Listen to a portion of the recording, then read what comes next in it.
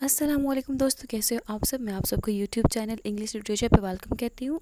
आज हम पढ़ने जा रहे हैं साउंड एंड मीनिंग्स। उसमें से एक टर्म पढ़ने जा रहे हैं हम लोग, फिगर ऑफ स्पीच जो है वो है ओनोमेटोपिया।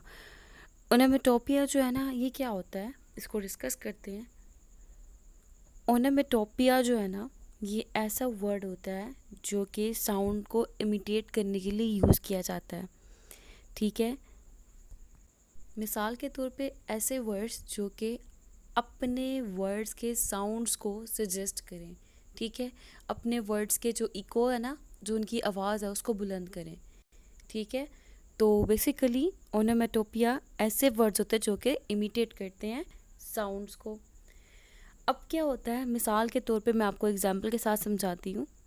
दी गई एग्जांपल देखिए, इसके अंदर लिखा हुआ है sea nymph hourly ring the knell ding dong hark now I hear them ding dong the bell.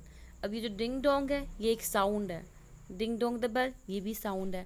अब यहाँ पे क्या किया, साउंड को इमिटेट किया गया हुआ है। अगला पॉइंट, बैंग ब्लास्ट, धमाका होने का जो वर्ड होता है वो बैंग होता है। उससे अगला टिक टिक टिक क्लॉक, ये घड़ी के चलने की आवाज़ टिक टिक टिक होती है।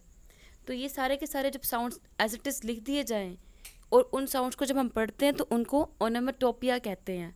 क्लियर।